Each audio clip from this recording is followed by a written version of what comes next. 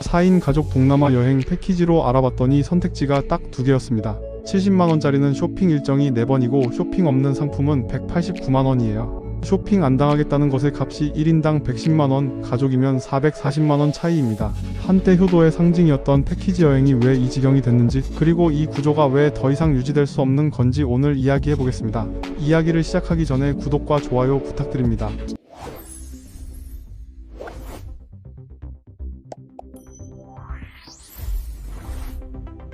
저가 패키지가 어떻게 그 가격을 유지하는지부터 뜯어봐야 합니다. 항공권의 호텔, 식사, 가이드 인건비까지 합치면 79만원으로는 절대 수지가 안 맞아요. 적자 구조인데 여행사가 이걸 파는 이유는 단 하나, 현지 쇼핑에서 뽑아내는 거거든요. 가이드가 손님을 데려가는 라텍스 매장이나 보석 가게, 특산품점에서 손님이 뭔가를 사면 가게 측이 가이드한테 커미션을 줍니다. 많게는 구매 금액의 30에서 40%까지 떨어진다고 하는데, 그러니까 가이드 입장에서는 손님들이 많이 사야 본인 수입이 되는 구조인 거죠. 여행사는 저가로 사람을 끌어모으고 현지 쇼핑 커미션으로 적자를 메우는 건데, 이게 여행의 본질을 완전히 뒤틀어 놓은 겁니다. 유명 사원 관람은 30분 주고 바로 옆 기념품 가게에서는 1시간을 보내게 하고, 다음 관광지에서는 시간이 없다면서 밖에서만 보여주는 시기예요. 세계문화유산 보러 간 건지 라텍스 베개 구경하러 간 건지 모르겠는 상황이 벌어지는 거죠. 더 불편한 건 그 분위기예요. 쇼핑 시간에 아무것도 안 사면 가이드 표정이 미묘하게 달라지거든요. 대놓고 뭐라 하진 않지만 여러분 덕분에 제가 밥 먹고 삽니다 같은 말을 슬쩍 던져요. 그러면 눈치 보여서 필요 없는 물건을 사는 사람들이 생기고, 안 사면 버스 안 분위기가 싸해지고 휴가 나와서 왜 이런 스트레스를 받아야 하나 싶은 거죠. 그래서 쇼핑 없는 노쇼핑 패키지를 찾는 사람들이 늘었는데, 여기서 또 문제가 터집니다. 쇼핑 커미션이라는 수입원이 빠지니까 여행사가 그 빈자리를 상품 가격에 고스란히 얻는 거예요. 같은 동남아 4박 5일인데 쇼핑 일정만 빠졌을 뿐 가격이 79만원에서 189만원으로 뛰어버립니다. 직장인 월급 한 달치에 가까운 차이가 나는 건데, 가족 넷이 가면 440만원이에요. 결국 선택지가 막다른 골목인 겁니다. 싸게 가면 쇼핑에 끌려다니고, 편하게 가려면 돈이 터무니없이 들고, 어느 쪽이든 마음에 안 드니까 사람들이 세 번째 길을 찾기 시작했어요. 그냥 내가 직접 예약하자는 거죠. 여기서 결정적 역할을 한 게 플랫폼의 등장입니다. 예전에는 항공권 하나 사려면 대한항공, 아시아나, 제주항공, 진에어, 티웨이까지 일일이 홈페이지 들어가서 가격을 비교해야 했거든요. 그래서 여행사한테 맡겼던 건데, 스카이스캐너가 나오고 네이버 항공권이 생기고 카약이나 구글 플라이트 같은 비교 플랫폼들이 쏟아지면서 상황이 완전히 뒤집혔어요. 모든 항공사 가격을 한 화면에서 비교할 수 있게 됐고, 저가 항공 직항 프로모션까지 겹치면 패키지에 포함된 항공권보다 개인이 직접 사는 게 훨씬 싼 경우도 생긴 겁니다. 숙소 쪽도 똑같아요. 부킹닷컴이나 아고다, 에어비앤비에서 전 세계 호텔을 실시간으로 가격 비교해서 바로 예약할 수 있는데, 호텔 입장에서도 여행사 단체 손님보다 개인 손님이 마진이 더 남으니까 오히려 부킹닷컴 전용 할인 같은 걸 내걸거든요. 여행사의 대량 계약 단가라는 무기가 플랫폼 앞에서 힘을 잃어버린 거예요. 실제로 계산을 해보면 차이가 확연합니다. 동남아 4인 가족 기준으로 항공권 1인당 38만원에 4명이면 152만원, 4성급 리조트 1박 25만원에 4박이면 100만원, 공항 픽업 왕복 8만원, 반나절 투어 1인당 5만원에 4명이면 20만원, 현지 식비와 교통비 넉넉히 잡아서 50만원 정도 더하면 전부 합쳐 330만원 선이에요. 같은 수준의 호텔과 비슷한 일정의 노쇼핑 패키지는 1인당 189만원, 4명이면 756만원이거든요.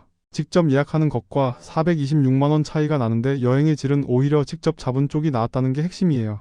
플랫폼이 가격 장벽을 허물었다면 정보 장벽을 무너뜨린 건 유튜브와 여행 앱입니다. 예전에는 어디가 가성비 좋고 어떤 순서로 돌아야 효율적인지 이런 정보를 여행사 가이드만 갖고 있었거든요. 그런데 지금은 유튜브에 동남아 자유여행 코스만 검색해도 3박 4일 일정표가 영상으로 정리돼 나오고, 네이버 블로그에는 더 세밀한 후기가 쌓여 있어요. 트리플 같은 여행 앱은 도시 선택하고 날짜만 넣으면 인기 관광지와 맛집, 이동 경로까지 추천해주면서 입장권 예매와 지도, 동선 표시까지 해줍니다. 사실상 무료 가이드인 셈이에요. 언어 문제도 마찬가지입니다. 가이드가 꼭 필요했던 이유 중 하나가 현지 말을 모르면 메뉴판도 못 읽고 길도 물어볼 수 없다는 거였는데, 이제는 스마트폰 카메라만 갖다 대면 실시간 번역이 되고, 현지인과 간단한 대화도 번역 앱 하나로 해결되거든요. 결국 여행사 패키지가 제공하던 핵심 가치 3가지, 가격 경쟁력은 플랫폼이 가져갔고, 정보와 안내는 유튜브와 앱이 대체했고, 언어 장벽은 번역 기술이 없애버린 겁니다. 그리고 여기에 코로나라는 변수가 결정타를 날렸어요. 2020년부터 3년간 해외여행이 막히면서 사람들이 강제로 국내 자유여행에 익숙해진 거거든요. 렌터카 빌려서 직접 돌아다니고 맛집 검색해서 찾아가고 숙소도 알아서 잡고 이런 경험이 3년간 쌓였습니다. 그래서 2023년에 해외여행이 다시 열렸을 때 사람들의 행동이 달라져 있었어요.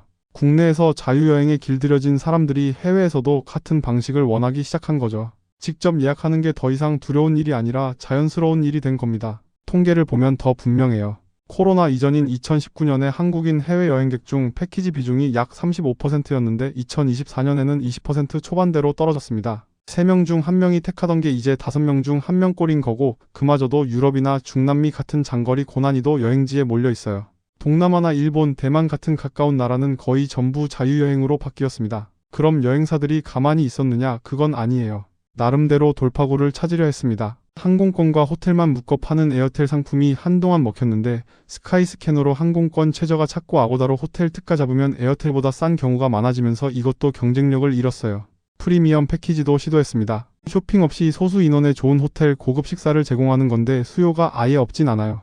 돈은 있는데 직접 예약이 귀찮은 시니어층 위주로 찾는 분들이 계시거든요. 문제는 이게 1인당 300만원에서 500만원, 유럽이면 600만원에서 800만원까지 가는 가격이라 4인 가족이면 2천만원이 넘는다는 거예요. 대중시장이 아니라 틈새 시장이고 여행사 전체를 먹여 살릴 규모가 안 되는 겁니다. 골프 여행이나 성지순례, 크루즈, 트레킹 같은 특수 목적 여행도 파고들었는데 이건 나름 잘 되고 있어요. 직접 짜기 복잡하고 현지 코디가 필요한 분야라 여행사 손을 빌리는 게 편하니까요. 다만 이것도 전체 시장의 일부일 뿐이라 예전처럼 해외여행은 곧 패키지라는 공식이 통하던 시절의 매출을 회복하기엔 턱없이 부족합니다. 현장에서 일하는 사람들의 이야기를 들어보면 상황이 더 실감나요. 중소형 여행사에서 15년째 일하는 한 직원은 예전에 동남아 패키지 담당으로 한 달에 500명 넘게 보냈는데 지금은 10명 보내기도 힘들다고 합니다. 10분의 1로 줄어든 거예요. 그나마 찾는 손님도 어르신 효도 관광이나 단체 워크숍 정도인데 효도 관광도 자녀들이 직접 예약해서 모시고 가는 경우가 늘었고 회사 워크숍도 자체 기획을 많이 하거든요. 가장 힘든 건 가격 협상이래요. 손님들이 이미 인터넷에서 항공권이랑 호텔 가격을 다 확인하고 오니까 마진을 붙이면 바로 티가 나는 거예요. 이 항공권 스카이스캐너에서는 50만원이던데 왜 여기선 70만원이냐고 따지면 설명해도 납득을 안 하고 결국 싼 쪽으로 가시는 거죠. 한 사람당 만원에서 2만원 남기면 잘 버는 상황이라 15년차 베테랑인데 연봉이 신입 수준이라고 하더라고요. 더 큰 그림으로 보면 한국 양대 여행사인 하나투어와 모두투어의 주가가 이걸 그대로 보여줍니다. 하나투어는 2018년에 8만원대였던 주가가 2024년에 3만원대로 반 토막 이상 났고 모두투어도 2만원대에서 만원 아래로 떨어졌어요. 코로나 영향이 컸지만 진짜 문제는 여행이 다시 열린 후에도 주가가 회복되지 않고 있다는 점이에요. 해외여행 수요 자체는 돌아왔는데 그 수요가 여행사를 거치지 않고 있다는 뜻이거든요. 이건 여행사만의 문제가 아닙니다. 면세점을 보면 알 수 있어요. 예전에 단체 버스로 몰려와서 가이드 안내에 따라 시간 맞춰 쇼핑하던 그 풍경이 사라진 거예요. 자유여행객은 면세점에 굳이 안 가거든요. 시간이 정해져 있지 않으니까 본인이 원할 때만 들르고 온라인으로 주문해서 공항에서 픽업하는 사람도 많아요. 관광객은 돌아왔는데 그 관광객이 면세점으로 오지 않는 거예요.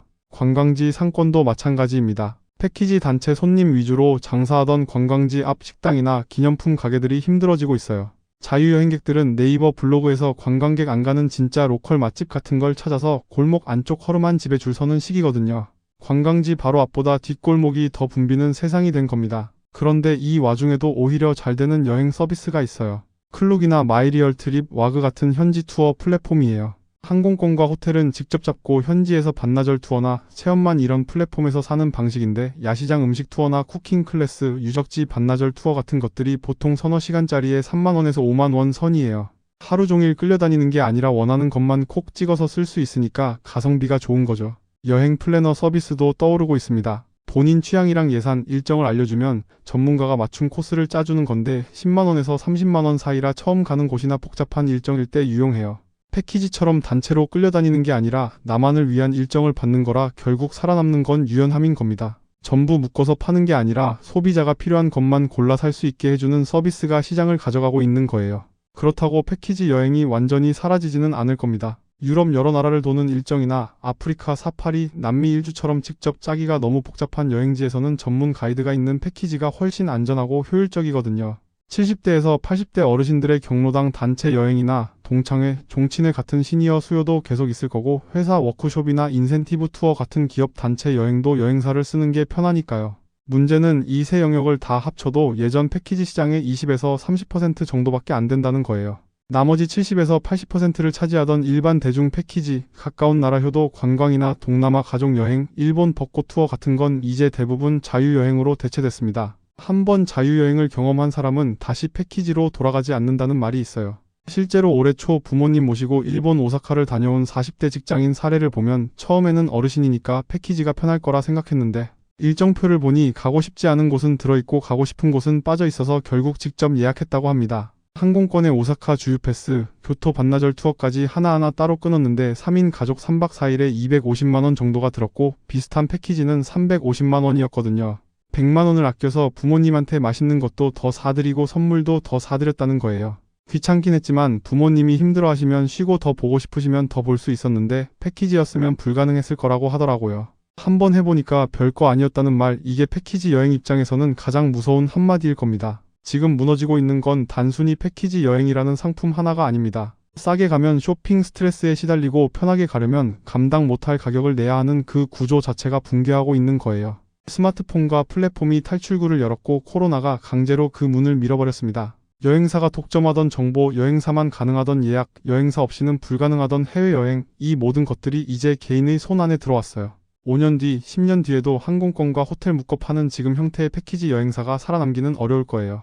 살아남는다면 프리미엄 맞춤 큐레이터나 오지 전문 어드벤처 기획사, 실버케어 동반 서비스처럼 완전히 다른 모습일 겁니다. 여행사 일정표 대신 AI가 짜주는 맞춤 코스를 따라가고 가이드 대신 이어폰 속 음성 안내를 듣고 단체 버스 대신 각자의 속도로 걸어다니는 세상이 오고 있어요. 다시 예전으로 돌아가지는 않을 겁니다. 여러분의 다음 여행은 어떤 모습일까요? 댓글로 많은 이야기 부탁드립니다.